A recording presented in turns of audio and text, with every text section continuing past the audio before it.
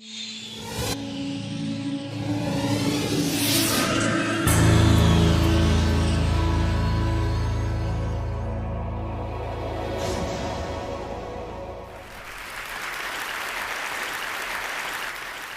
humanitarian model has barely changed since the early 20th century.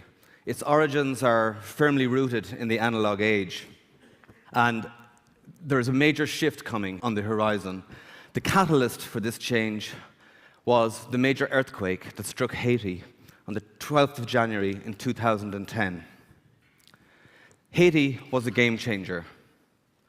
The earthquake destroyed the capital, Port-au-Prince, claiming the lives of some 320,000 people, rendering homeless about 1.2 million people. Government institutions were completely decapitated, including the presidential palace. I remember standing on the roof of the Ministry of Justice in downtown Port-au-Prince. It was about 2 meters high, completely squashed by the violence of the earthquake.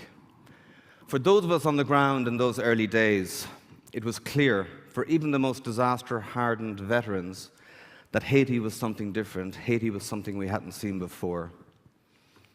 But Haiti provided us with something else unprecedented. Haiti has allowed us to glimpse into a future of what disaster response might look like in a hyper-connected world, where people have access to mobile, smart devices. Because out of the urban devastation in Port-au-Prince came a torrent of SMS texts, people crying for help, beseeching us for assistance, sharing data, offering support, looking for their loved ones. This was a situation that traditional aid agencies had never before encountered. We were in one of the poorest countries on the planet, but 80% of the people had mobile devices in their hands.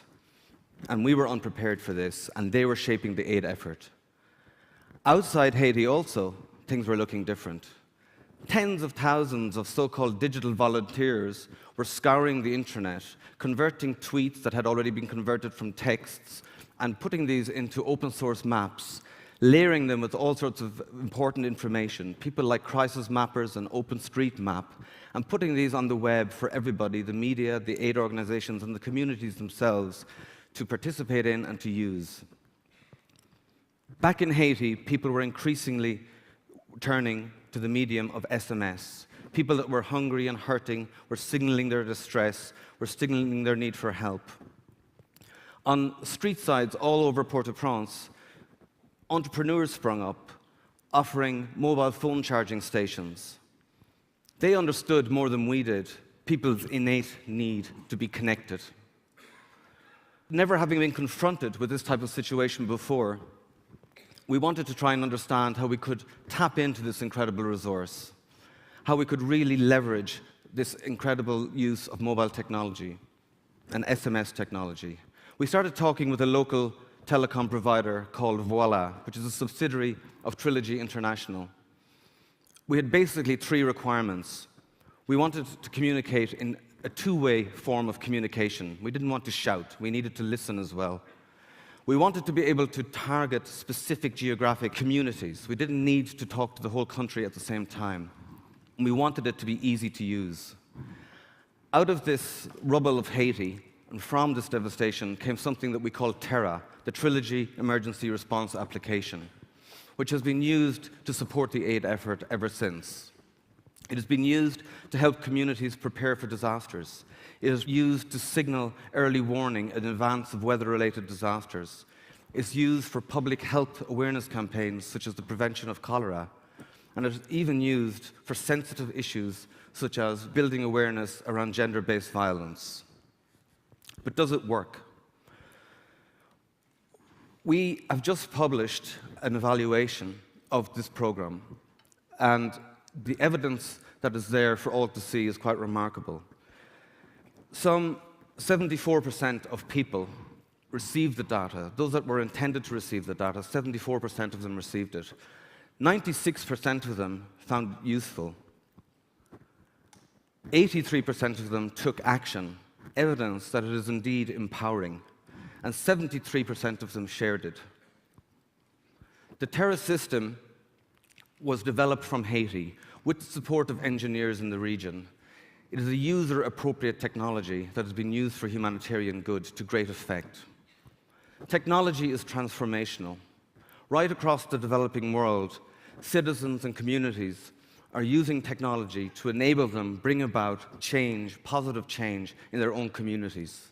The grassroots is being strengthened through the social power of sharing, and they are challenging the old models, the old analog models of control and command. One illustration of the transformational power of technology is in Kibera. Kibera is one of Africa's largest slums. It's on the outskirts of Nairobi, the capital city of Kenya. It's home to an unknown number of people, some say between 250,000 and 1.2 million. If you were to arrive in Nairobi today and pick up a tourist map, Kibera is represented as a lush green national park, devoid of human settlement. Young people living in Kibera, in their community, with simple handheld devices, GPS handheld devices, and SMS-enabled mobile phones, have literally put themselves on the map. They have collated crowdsourced data and rendered the invisible visible. People like Josh and Steve are continuing to layer information upon information, real-time information, tweeted and texted onto these maps for all to use. You can find out about the latest impromptu music session. You can find out about the latest security incident. You can find out about places of worship. You can find out about the health centers. You can feel the dynamism of this living, breathing community. They also have their own news network on YouTube with 36,000 viewers at the moment. They are showing us what can be done with mobile digital technologies. They're showing that the magic of technology can bring the invisible visible. And they are giving a voice to themselves. They are telling their own story, bypassing the official narrative. And we're seeing from all points in the globe similar stories. In Mongolia, for instance, where 30% of the people are nomadic, SMS information systems are being used to track migration and weather patterns. SMS is even used to hold herder summits from remote participation. And if people are migrating into urban, unfamiliar concrete environments, they can also be helped in anticipation with social support that is ready and waiting for them based on SMS knowledge. In Nigeria, open source SMS tools are being used by the Red Cross community workers to gather information from the local community in an attempt to better understand and mitigate the prevalence of malaria.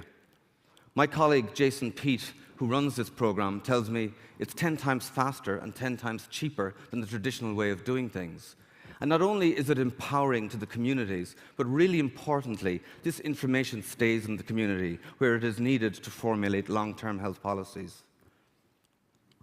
We are in a planet of 7 billion people, 5 billion mobile subscriptions. By 2015, there will be 3 billion smartphones in the world. The UN Broadband Commission has recently set targets to have broadband access in 50% of the developing world, compared to 20% today. We are hurtling towards a hyper-connected world where citizens from all cultures and all social strata will have access to smart, fast mobile devices. People are understanding from Cairo to Oakland that there are new ways to come together. There are new ways to mobilize. There are new ways to influence. A transformation is coming, which needs to be understood by the humanitarian structures and the humanitarian models. The collective voices of people needs to be more integrated through new technologies into the organizational strategies and plans of actions, and not just recycled for fundraising or marketing. We need to, for example, embrace the big data, the knowledge that is there from market leaders who understand what it means to use and leverage big data. One idea that I'd like you to consider, for instance, is to take a look at our IT departments. They're normally backroom or basement hardware service providers, but they need to be elevated to software strategists. We need people in our organizations who know what it's like to work with big data. We need technology as a core organizational principle. We need technological strategists in the boardroom who can ask and answer the question, what would Amazon or Google do with all of this data and convert it into humanitarian good? The possibilities that new digital technologies are bringing can help humanitarian organizations not only ensure that people's right to information is met, or that they have their right to communicate, but I think in the future, humanitarian organizations will also have to anticipate the right for people to access critical communication technologies in order to ensure that their voices are heard, that they're truly participating, that they're truly empowered in the humanitarian world. It has always been the elusive ideal to ensure full participation of people affected by disasters in the humanitarian effort. We now have the tools, we now have the possibilities. There are no more reasons not to do it. I believe we need to bring the humanitarian world from analog to digital. Thank you very much.